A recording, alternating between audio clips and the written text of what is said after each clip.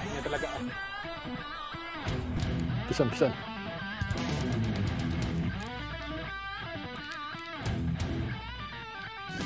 Pison guys.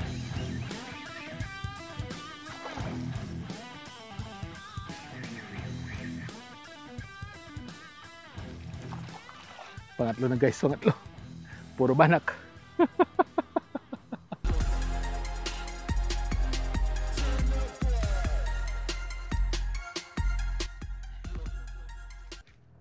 Welcome guys sa ating bagong night fishing adventure na naman. Ito si Erwin sa Fishing Sigbin. So nandito ako ngayon sa Yaguchi Pass Mark. Pangalawang spot ko ito kasi kanina galing ako doon sa Oval. At yun nga, nagtry ako doon na mag drift fishing gamit yung floating na lure. Pero wala talaga. So 4 na beses na ako pumunta doon. Pinaasal ako sa lugar doon kasi nung unang punta ko doon, kasi matagal na ako hindi pumunta doon. So ngayon ay nagtry ako na, ang dami nila dito. Nagtry ako na pumunta doon pagkatapos ko dito. So doon muna ako. Tapos grabe guys. Ang dami nila. Grabe ano siya. Unang pangatlong tapons pa lang nakahuli kagad ako ng sibas. Tapos mga 3 tapon ko uli na-strike, hindi ko nakuha.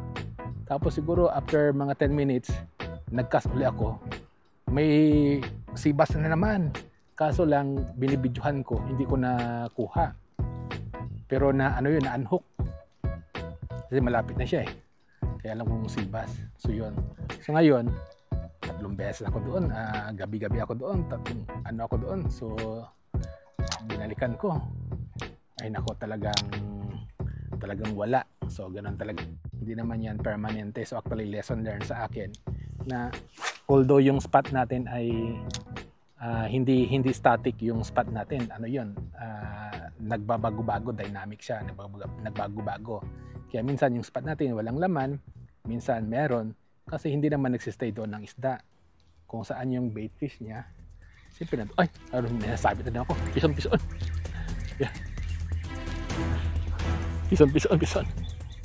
So yun, hindi dynamic ang lugar, kaya maghanap tayo ng bagong lugar naman kung saan.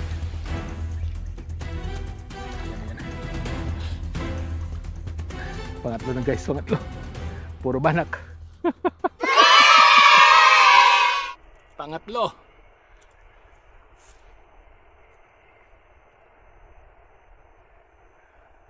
Yan ating pangatlong kuha. Puro banak, puro sabit. Ang dami nila. Diyan lang, ingat tayo.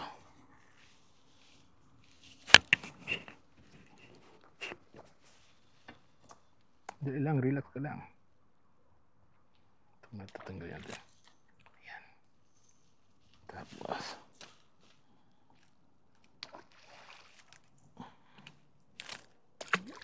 bye. Dami. So yun nga guys, pinaasa ako kaya doon din ako galing. Ngayon, lumipat ako dito. Pumunta ako dito tapos nakita ko yung mga kaibigan ko. Actually hindi ko sila napansin. So sila lang yung isa pumunta dito, talaga dito sa lugar ko. Tapos nag-ano siya, nagbigay ng pasalubong kasi umuwi siya sa kanyang probinsya. Nagbigyan ng pasalubong, tapos usaw-usawan ng konti lang. Tapos sabi ko, matry na. So sabi ko, kamusta ang kuha dito? Sabi niya, wala, ano lang, banak lang nakuha niya. Tapos yung isa, banak din. Yung isa naman, 0. Wala din nakuha. So sabi ko, sige, try ko nga muna dito. So dito ako sa right side, sila kanina sa left side. So ngayon, ito na. Nagtry ako ng Dyson na jig head. Jigworm pala. Ang sabi to.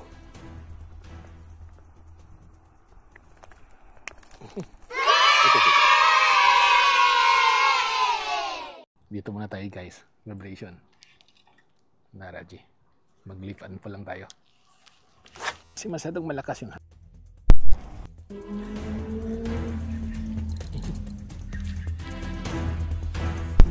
pison.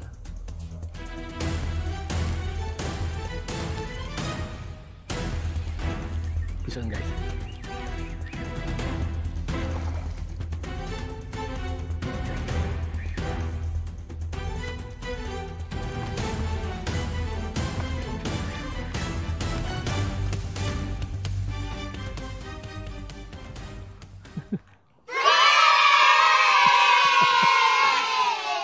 Guys, woo! Kinain niya talaga, oh. Kinagat. Woo! Yes. So ayan guys, nakakuha tayo ng banak, dalawa na. Yung isa nasabit sa lure natin na Daiso. Yung pangalawa na talagang kinain niya itong vibration bite natin. Diyan lang, oh. Talagang kinagat niya. Agresibo yung ano na yan. Yung banak, yung kinain niya. So, naglilipat na full ako. Pag ganun ko, siguro na timing sa bunganga niya, ang kinain niya, kinagat niya. So yung lesson na natutunan ko sa fishing, kasi nga pumunta ko doon sa isang lugar, nakakuha ko ng isa ko na unhook, at may isa pa kong strike, bite pala. So, ano lang yun, within 15 minutes.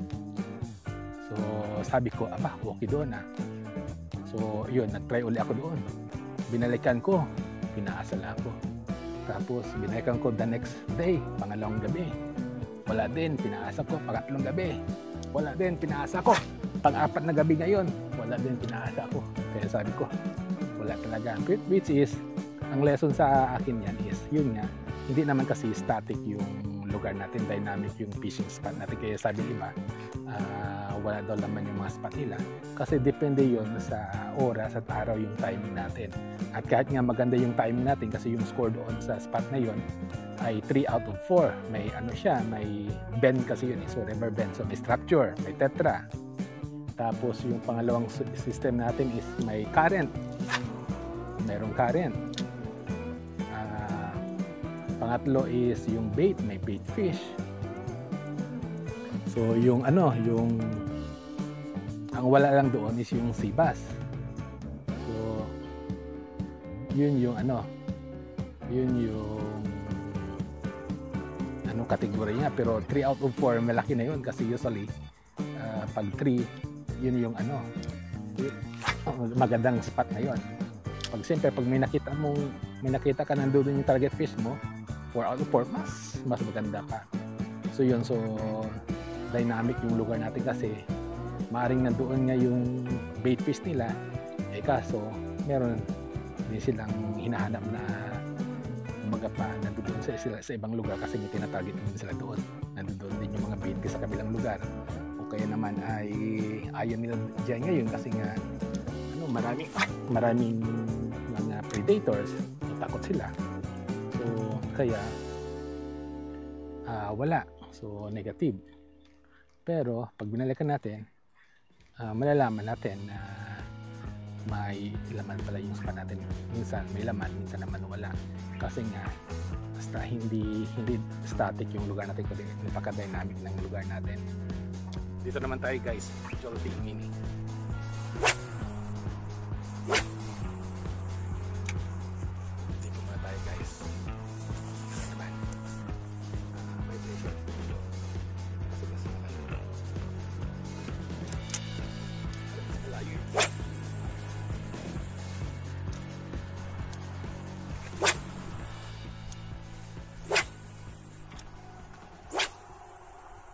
Para sa ating next na fishing adventure, mag-subscribe lang sa akin. Ito si Erwin sa Fishing Sigbin, hanggang sa magkita-kita. Fish on! Fish on!